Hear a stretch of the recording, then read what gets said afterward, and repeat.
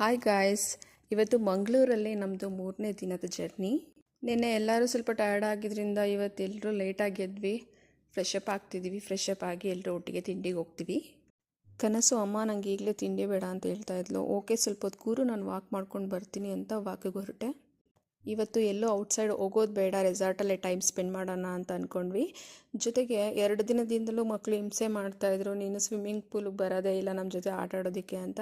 So ಇವತ್ತು ಪೂಲಲ್ಲೇ time spend ಮಾಡೋಣ ಸ್ವಲ್ಪ ಟೈಮ್ ಮಕ್ಕಳ ಜೊತೆ ಅಂತ ಅಂದ್ಕೊಂಡೆ. ಇಲ್ಲಿ ಹೋಮ್ ಸ್ಟೇಗಳಿದೆ, ಸೊ ನೋಡೋಣ ನೆಕ್ಸ್ಟ್ ಟೈಮ್ ಬಂದಾಗ ಹೇಗಿರುತ್ತೆ ಅಂತ ಅಂದ್ಬಿಟ್ಟು ನೋಡೋಕೆ ಹೋದ್ವಿ. ಸೇಮ್ ಮನೇಲಿ ಏನೇನು ಸ್ಪೆಷಾಲಿಟೀಸ್ ಇರುತ್ತೆ ಎಲ್ಲ ಸ್ಪೆಷಾಲಿಟೀಸ್ ಇರುತ್ತೆ. ಚೆನ್ನಾಗಿತ್ತು. ಒಂದು 2-3 ಫ್ಯಾಮಿಲಿ ಬಂದರೆ ಆರಾಮಾಗಿ ಟೈಮ್ ಸ್ಪೆಂಡ್ ಮಾಡ್ಬೋದು ಒಂದೇ ಕಡೆ. ಒಂದಷ್ಟು ಫೋಟೋಸ್ಗಳನ್ನ ತೆಗೆಸ್ಕೊಂಡ್ವಿ, ಆರಾಮ್ ಮಾಡಿದ್ವಿ, ರಿಲೀಫ್ ಮಾಡಿದ್ವಿ ಸ್ವಲ್ಪ ಹೊತ್ತು. ನೆಕ್ಸ್ಟ್ ನಾವು ತಿಂಡಿಗೆ ಹೊರಟ್ವಿ. ತಿಂಡಿ ರೆಡಿಯಾಗಿತ್ತು. ನನ್ನ ಮಗನ ಫೇವ್ರೆಟ್ ಫುಡ್ ಮಸಾಲೆ ದೋಸೆ ಆಯಿತು.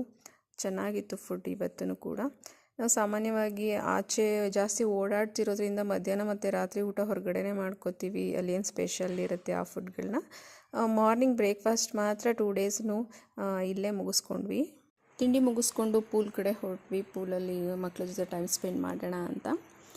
ಆ್ಯಕ್ಚುಲಿ ಮಕ್ಳಿಗೆ ಬೈತಿದ್ದೆ, ಇಷ್ಟೊಂದು ಅವರ್ ನೀವು ಪೂಲಲ್ಲಿ ಇರ್ತೀರ, ಅದು ಕ್ಲೋರಿನ್ ವಾಟರ್ ಎಫೆಕ್ಟ್ ಆಗುತ್ತೆ ಸ್ಕಿನ್ಗೆ ಅಂತ. ಬಟ್ ಇವತ್ತು ಮಕ್ಕಳ ಜೊತೆ ನಾನೇ 2 ಅವರ್ಸ್ ಸ್ಪೆಂಡ್ ಮಾಡಿದೆ ಅನ್ನೋದೇ ಗೊತ್ತಾಗಲಿಲ್ಲ. ಫ್ಯಾಮಿಲಿ ಎಲ್ಲ ತುಂಬ ಚೆನ್ನಾಗಿ ಎಂಜಾಯ್ ಮಾಡಿದ್ವಿ, ಚೆನ್ನಾಗಿತ್ತು. ನನ್ನ ಇಬ್ಬರು ಮಕ್ಕಳು ಅಮ್ಮ ನಾನು ಸ್ವಿಮ್ಮಿಂಗ್ ಹೇಳ್ಕೊಡ್ತೀನಿ ಅಂತ ಹಿಂಸೆ ಕೊಡ್ತಾಯಿದ್ರು. ಇಬ್ಬರು ಮಕ್ಕಳಿರ್ತಕ್ಕಂಥ ಅಮ್ಮಂದಿರ ಸ್ಥಿತಿ ಹೇಗಿರುತ್ತೆ ಅಂತ ಸರ್ವೇ ಸಾಮಾನ್ಯವಾಗಿ ಇಬ್ಬರು ಮಕ್ಕಳಿರ್ತಕ್ಕಂಥ ಅಮ್ಮಂದಿರಿಗೆ ಗೊತ್ತೇ ಇರುತ್ತೆ. ಒಂದಷ್ಟೊತ್ತು ಅವ್ರ ಜೊತೆ ಆಟ ಆಡಿ ಹೊರಟ್ವಿ. ಇಲ್ಲಿ ರೆಸಾರ್ಟಲ್ಲಿ ಆಲ್ಮೋಸ್ಟ್ ಫ್ರೂಟ್ಸ್ ಗಿಡಗಳನ್ನ ಹಾಕಿದ್ದಾರೆ. ವಾಟರ್ ಆ್ಯಪಲ್ ಅಂತೂ ತುಂಬ ಬಿಟ್ಟಿತ್ತು. ಅಲ್ಲೊಂದಷ್ಟು ಫ್ರೆಶ್ ವಾಟರ್ ಆ್ಯಪಲ್ ಕಿತ್ಕೊಂಡು ತಿನ್ಕೊಂಡು ಬಂದ್ವಿ. ಮತ್ತು ದೇವಸ್ಥಾನವೂ ಇದೆ, ಒಂದು ಟೆಂಪಲ್ ಚಿಕ್ಕದಾಗಿ ಚೆನ್ನಾಗಿದೆ.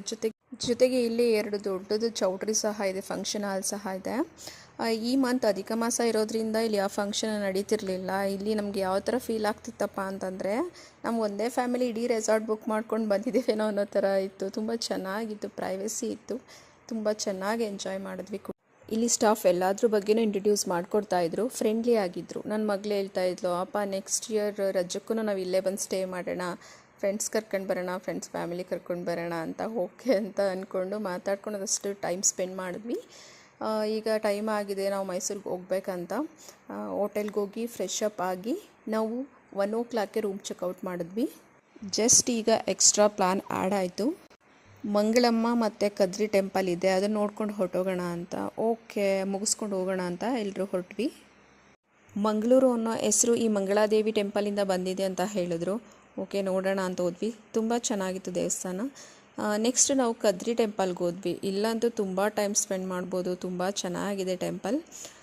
ಆದರೆ ನಮ್ಮ ಟೈಮ್ ಅಭಾವ ಇದ್ದದ್ರಿಂದ ಇಲ್ಲಿ ತುಂಬ ಟೈಮ್ ಸ್ಪೆಂಡ್ ಮಾಡೋಕ್ಕಾಗಲಿಲ್ಲ. ಇಲ್ಲಿ ಗಣೇಶನ ವಿಗ್ರಹ ಇತ್ತು, ಜೊತೆಗೆ ನಂದಿ ಬಾಯಿಂದ ನೀರು ಬರ್ತಾಯಿತ್ತು. ಈ ನೀರು ಕುಡಿಬೇಕು, ತುಂಬ ಪವಿತ್ರವಾಗಿರ್ತಕ್ಕಂಥದ್ದು ಅಂತ ಹೇಳ್ತಾಯಿದ್ರು. ಸೊ ಇದನ್ನು ನಾನು ಕುಡಿದೆ. ಜೊತೆಗೆ ಎಷ್ಟೋ ಜನ ಈ ನೀರನ್ನು ಕ್ಯಾರಿ ಸಹ ಮಾಡ್ಕೊಂಡು ಹೋದರು. ಟೆಂಪಲ್ ಮುಗಿಸ್ಕೊಂಡು ಇಲ್ಲಿ ಮಂಗಳೂರಲ್ಲಿ ಐಸ್ ಕ್ರೀಮ್ ಪಾರ್ಲರ್ ಒಂದು ಫೇಮಸ್ ಇದೆ, ಪಬ್ಬಾ ಸೈಡಲ್ಲಿ ಐಸ್ ಕ್ರೀಮ್ ಪಾರ್ಲರ್ ಅಂತ ಅಂದ್ಬಿಟ್ಟು ನನ್ನ ಹಸ್ಬೆಂಡ್ ಕರ್ಕೊಂಡು ಹೋದರು. ಅಲ್ಲಿ ಒಂದಷ್ಟು ಐಸ್ ಕ್ರೀಮ್ಗಳನ್ನ ಟೇಸ್ಟ್ ಮಾಡಿದ್ವಿ. ಅಲ್ಲಿ ಐಸ್ ಕ್ರೀಮ್ ಟೇಸ್ಟಿಯಾಗಿತ್ತು. ಇಲ್ಲಿ ಮುಗಿಸ್ಕೊಂಡು ನಾವು ಮೈಸೂರಿಗೆ ಹೋದ್ವಿ. ನಾವು ಮೈಸೂರಿಗೆ ಹೋಗ್ಬೇಕಾದ್ರೆ ಆನ್ ದಿ ವೇ ನಾವು ಉಳ್ಕೊಂಡಿರ್ತಕ್ಕಂತಹ ರೆಸಾರ್ಟ್ ಸಿಕ್ತು. ಒಂದು 3 ಡೇಸ್ ಎಲ್ಲವನ್ನ ಮರೆತು, ಅಂದರೆ ಟೆನ್ಷನ್ ಎಲ್ಲವನ್ನ ಮರೆತು ಆರಾಮಾಗಿ ಎಂಜಾಯ್ ಮಾಡಿದಂತಹ ರೆಸಾರ್ಟ್ಗೆ ಒಂದು ಗುಡ್ ಬೈ ಹೇಳಿ ಮೈಸೂರಿಗೆ ಹೊರಟ್ವಿ. ನಾವು ಹಾಸನ ತಲುಪೋಷ್ಟರಲ್ಲಿ ಒಂದು 10 o'clock ಆಗಿತ್ತು. ಅಲ್ಲಿ ಒಂದು ಒಳ್ಳೆ ಹೋಟೆಲಲ್ಲಿ ನಾನ್ ವೆಜ್ ಊಟ ಮುಗಿಸ್ಕೊಂಡು ಮೈಸೂರಿಗೆ ಹೊರಟ್ವಿ. ನಾವು ಮೈಸೂರು ಮನೆ ತಲುಪೋಷ್ಟರಲ್ಲಿ ಮಿಡ್ನೈಟ್ ಆಗಿತ್ತು.